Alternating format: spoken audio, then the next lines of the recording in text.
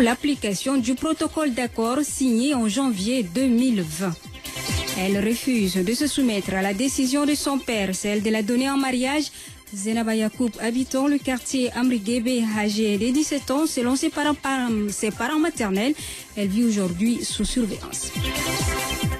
Mesdames et messieurs, tout d'abord, la minute du droit, elle est axée sur la loi 12 portant à ratification de l'ordonnance 6 du 30 mars 2018 relative à la lutte contre la traite des personnes en République du Tchad.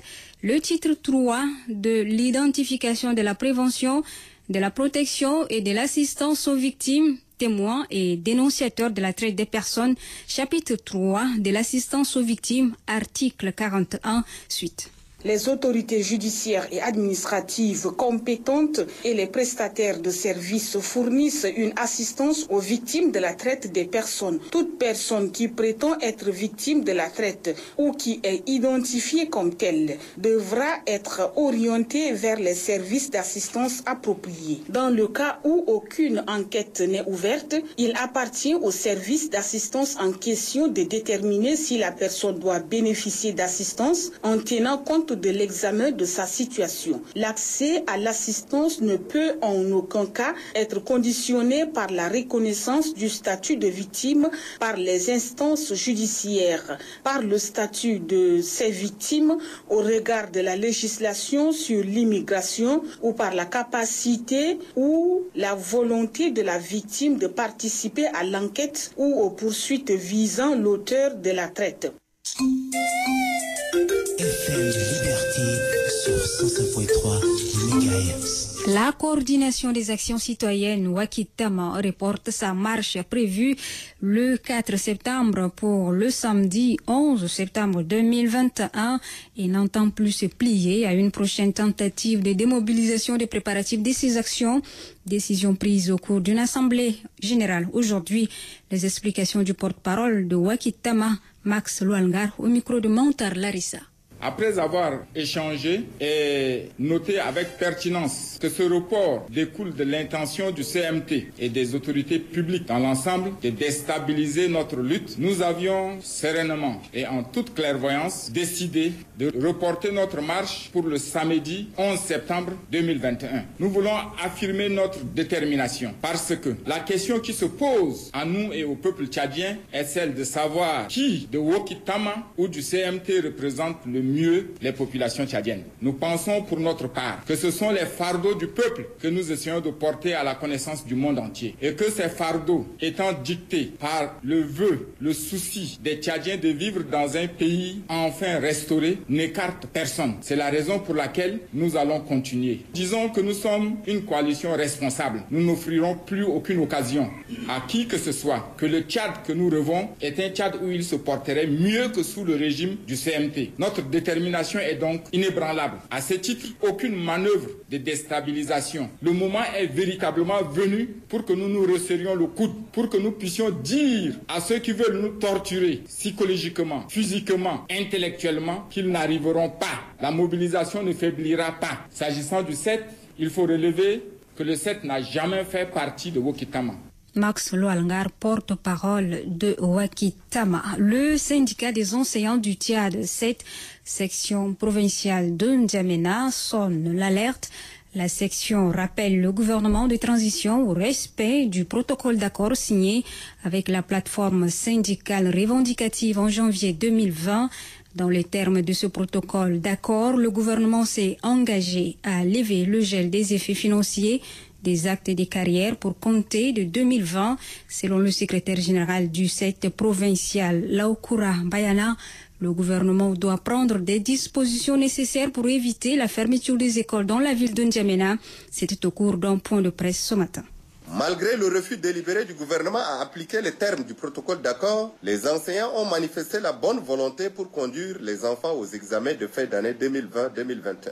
Nous tenons à dire au gouvernement d'utiliser les milliards de francs CFA adoptés à payer les transports et les effets financiers des actes de carrière que d'utiliser cet argent pour le pavoisement des quartiers. En conclusion, nous exigeons du gouvernement de transition la résolution de tous les problèmes avant la fin du mois d'octobre. Il s'agit du versement des titres de transport des années 2017, 2018, 2019, 2020 et 2021, même aux enseignants en service pendant ces années avant d'aller à la retraite. Gel des effets financiers des actes de carrière avec rappel janvier 2020. Le rappel des salaires coupés et restaurés. Le versement des primes de crédit et de documentation avec rappel tel que recommandé par l'IGE. Le versement du salaire du mois de juillet 2018 aux 233 enseignants. La clarification de la situation administrative des enseignants suspendus par l'audit des diplômes. Le traitement rapide des actes de carrière par les services de la SOL.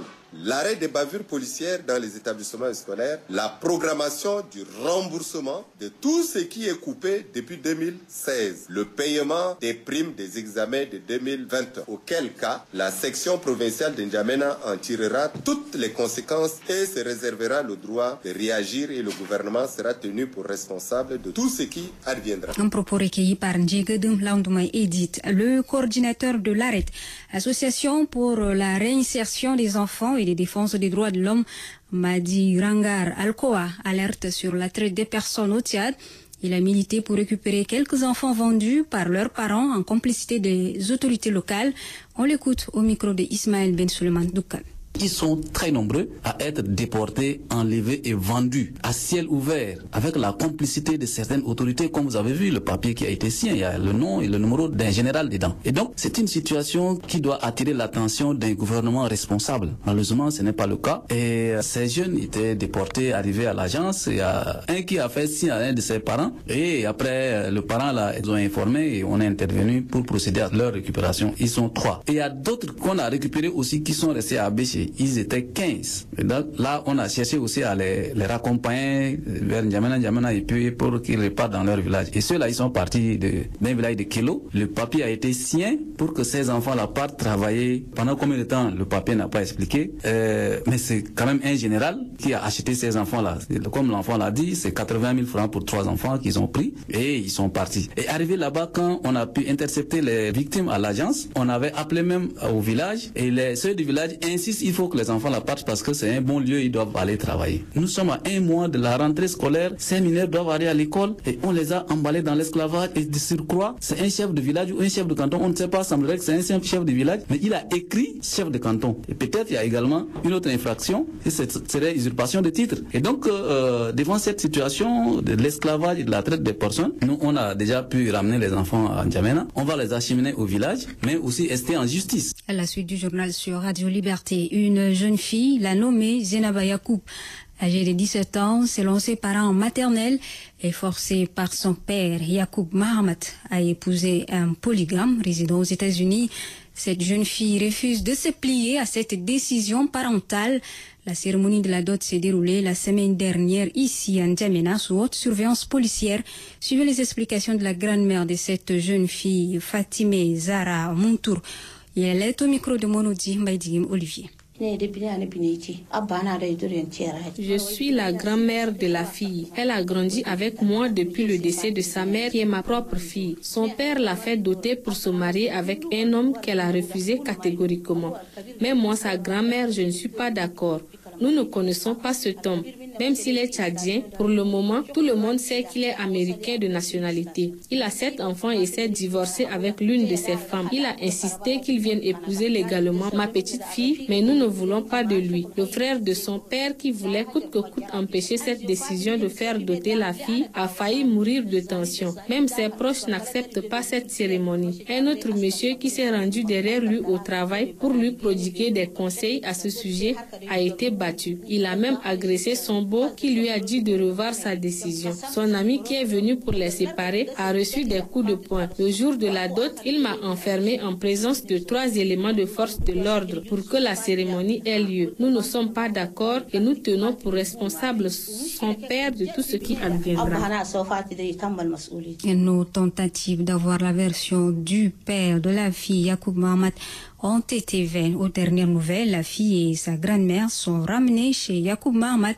La maison est placée sous bonne garde des agents de prévention et de sécurité. Le 19 mai dernier, Le président du parti réformiste Yassine Abdraman Sakin a été arrêté lors d'une marche organisée par Wakit Tama contre le Conseil militaire des transitions.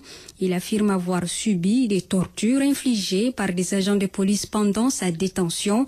Une plainte a été déposée contre le chef de poste de la police de proximité de Dembe. Mahamat Abbas, c'est son nom, il est impliqué dans son arrestation, mais ce dernier refuse de se présenter pour être auditionné malgré un mandat judiciaire. Yassine Abdraman Sakin demande que justice soit faite. Après l'événement malheureux dont j'ai été victime en tant que chef de parti politique, mes avocats ont porté plainte contre M. Mohamed Abbas parce que c'est lui qui m'a arrêté et il sait pertinemment à qui il m'a remis. Nous exigeons donc qu'il nous dise à qui il m'a remis. Mais hélas, depuis lors jusqu'à nos jours, M. Mohamed Abbas refuse catégoriquement de se présenter à la DNRJ. Ça veut dire qu'il refuse de se soumettre à la justice tchadienne. Les policiers sont-ils protégés par la loi suprême de notre pays en cas de violation flagrante des droits de l'homme? J'ai saisi cette occasion pour lancer un appel spécial au gouvernement de transition, notamment au ministre de la Justice et des droits de l'homme, d'imposer la loi à tous sans exception, parce que nous sommes tous tchadiens et égaux devant la loi de la République. Si nous voulons réellement bâtir un état de droit et une nation tchadienne unie et réconciliée, la haute autorité de ce pays doit veiller sérieusement pour que la justice soit appliquée à nous tous sans exception. Yassine Abdraman Sakin, président du parti réformiste. Les enquêtes sont en cours malgré les obstructions. C'est en tout cas ce qu'affirment ses avocats. La coordination nationale au Conseil militaire de transition poursuit sa campagne de sensibilisation sur la paix et la cohésion sociale. Ce matin, elle s'est rendue à Gaoui. La rencontre s'est tenue en présence du sultan de la cité Kotoko de Gaoui, Hassan Abdoulaye Mahamat. Suivez le secrétaire général de cette coordination, Alamine Gougou, dans un enregistrement de Monodi Maïdikim Olivier. Ces dernières années, notre pays a enregistré une recrudescence des conflits communautaires dans différentes régions du pays. Cette explosion des conflits communautaires et l'environnement politique qui connaît un regain de tensions de ces dernières semaines sont de nature à interpeller les institutions étatiques en charge du renforcement de la cohésion sociale sur la nécessité de mener des actions diligentes pour renforcer le tissu social et garantir une paix durable. Je reste convaincu que c'est avec l'implication de tous, membres du gouvernement, chefs traditionnels, leaders politiques, religieux et de la société civile, que nous parviendrons à forger et à maintenir durablement l'image de fraternité, la solidarité, d'union, de paix qui a toujours caractérisé le Tchad. La coordination nationale au CMT pour la paix voudrait lancer un appel solennel à l'ensemble des rois et chefs traditionnels ici présents afin d'être des ambassadeurs de paix auprès de leurs communautés respectives. Conflit politique dans le département de Mont-Ili. Le président du comité des leaders des organisations des jeunes du Tchad, Yangele Fetouin, appelle les ressortissants de ce département au calme. C'était au cours d'un point de presse hier au stade Mamad Ouya. Yangele Fetouin au micro de Nelum Marie. Il vous souviendra que depuis quelques jours, sur les réseaux sociaux, il circule des actes de vandalisme et dénigrement de nature à séparer la cohésion sociale, la paix entre les frères et sœurs politiques de cette contrée. Cette campagne est organisée par des individus en manque de popularité dans leur famille politique qui cherchent à créer des troubles dans la société. Le département vit au rythme d'agitation sans pareil, mesurée par ces individus unis par leur famille biologique. Cette situation crée un climat de méfiance entre les leaders politiques et ces conflits est impacté sur le bon vivre ensemble, la cohabitation pacifique et la paix dans le département de Mont-Ili. Aujourd'hui, cet état de fait a entraîné la division et paralyse le développement, gage de la cohésion sociale. Depuis lors, les jeunes sont entrés dans une situation incertaine, conflictuelle entre eux-mêmes. Dès lors, le comité a entamé de multiples démarches en vue de rétablissement d'un climat de paix et de pardon entre les fils et filles du département. Mais hélas, signature d'une convention relative à la mise en œuvre du projet Albia projet d'adaptation et de lutte contre le changement climatique. C'était lundi dernier dans un hôtel de la place entre le ministre en charge de l'environnement et l'ONG Sahara Conservation Fund.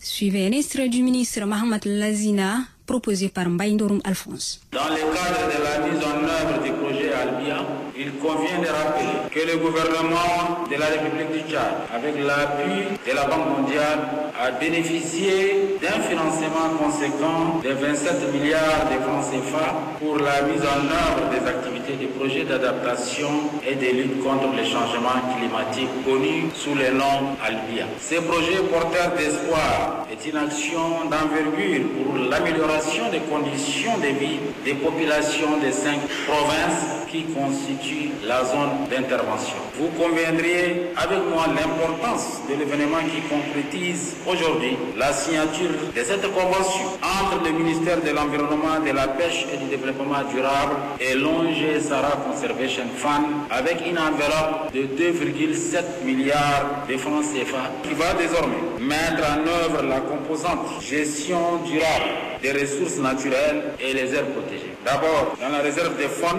de Wadi Rimé, Wadi Hachim, qui est l'une des plus grandes aires protégées de notre pays. Mohamed Ahmad Lazina, ministre en charge de l'environnement à l'instant. Covid-19. Une opération de vaccination est lancée ce matin dans les locaux de la commune du 9e arrondissement par les responsables de la dite commune. C'est l'équipe du district sanitaire du 9e arrondissement qui s'en charge. Le point avec Dicolum Désiré. Sauver le personnel et la population du 9e arrondissement face à la pandémie de coronavirus qui décime le monde tout entier et le Tchad en particulier, c'est le souci de l'exécutif communal du 9e arrondissement à lancer cette opération de vaccination contre le Covid-19. La population de cet arrondissement est appelée à sortir massivement pour se faire vacciner. Le maire de la commune du 9e arrondissement, Mohamed Saleh Kerima, a donné l'exemple en se faisant vacciner par l'équipe du district sanitaire du 9e arrondissement. Il dit que le vaccin n'est pas obligatoire, mais il est nécessaire. Au Tchad, plusieurs personnes qui sont vaccinées, mais jusqu'à là, nous n'avons pas vu des choses qui peuvent aggraver quelque chose. C'est des vaccins pour la prévention, c'est utile pour nous et nous demandons à tout le monde d'être vacciné. Il faut qu'on donne un bon exemple. C'est pas obligatoire, mais c'est l'essentiel. Il faut être vacciné, c'est pour protéger contre cette maladie. Le vaccin n'a pas des effets secondaires comme disent certaines, donc il faut se mobiliser pour se faire vacciner, lance l'administrateur délégué de la commune du 9e arrondissement, Kelo Ayim. Nous avons aujourd'hui donc à notre portée dans le 9e arrondissement les vaccins. On nous a fait savoir par des interprétations fallacieuses que si on prend le vaccin, on va mourir. Si aujourd'hui nous assistons à la diminution drastique de la contamination dans notre pays, c'est grâce à ces actions des vaccins dans notre pays. C'est la première dose de vaccin Pfizer qui est mise à la disposition de la population de la commune du 9e arrondissement. FM Liberté sur 105.3 MHz. En Côte d'Ivoire, l'animateur Yves Dembélé a été condamné à une peine de prison avec sursis de 12 mois et une amende de 2 millions de francs CFA pour apologie du viol et atteinte à la pudeur. Dans son émission diffusée le 30 août dernier sur la chaîne privée de la télé ivoirienne NC, le présentateur avait invité un ancien détenu de la MACA condamné pour viol pour une démonstration d'une agression sexuelle sur un mannequin en plastique. Cette démonstration était accompagnée par les rires et applaudissements de l'animateur et du public. L'ex-détenu, lui, écope de 24 mois de prison ferme et de 500 000 francs CFA d'amende. Le président du parti réformiste Yassine Abdraman Sakine réclame justice après son arrestation lors d'une marche organisée par Wakitama dont il est membre. Sa plainte déposée contre le policier soupçonné dans l'affaire est au point mort. Le syndicat des enseignants du Tchad rappelle au gouvernement de transition l'application du protocole d'accord signé en janvier 2020 pour éviter, disent-ils, des perturbations de la rentrée scolaire qui se pointent à l'horizon. Zenaba Yacoub, âgée de 17 ans, selon ses parents maternels, habitant le quartier Amriguébé, refuse de se soumettre à la décision de son père, celle de la donner en mariage. Elle vit aujourd'hui sous surveillance. Et puis, Wakitama reporte sa marche prévue pour ce samedi 4 septembre au 11 du même mois. Fin de ce journal, donc, était la réalisation à l'ASM Ange. Nous lui disons merci ainsi qu'à Menda Thierry pour la mise en onde. Passez une agréable soirée. À demain à Radio Liberté. Il est 19h passé de 20 minutes.